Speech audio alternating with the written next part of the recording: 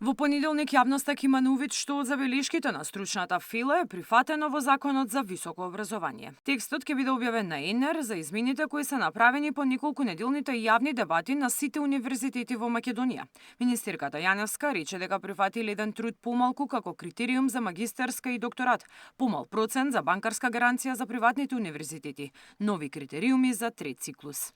Понеделник повторно ќе биде поставен на ЕНЕР 2-3 дена за да ги видите измените кои се направени и веднаш после тоа ќе оди во владина процедура. Прифативме, например, еден труд помалку за магистериум, еден труд помалку за докторат, скопу за хуманистички и обштествени науки.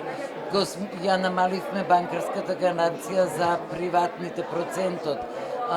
Нови критериуми како што бара за изведување на трет циклус, студии поставивме и многу други. Во Скопје се одржува меѓународна конференција посветена на интернационализација на високото образование. Фокусот е ставен на потребата од зајакната соработка меѓу универзитетите од регионот и нивно поактивно вклучување во европскиот образовен и истражувачки простор. Експертите разменја идеи и искуства за воведување нови дигитални алатки и реформи за да се зголеми конкурентноста на дипломите на пазарот на труд, а со тоа и да се спречи одливот на мозоци. Како да се искористи мобилноста на знаењето за да навистина стане ресурс кој што може ефективно да се искористи, како да се подобри управувањето на начин на кој што нема да биде базиран на проекти, туку тоа управување да биде системски базирано.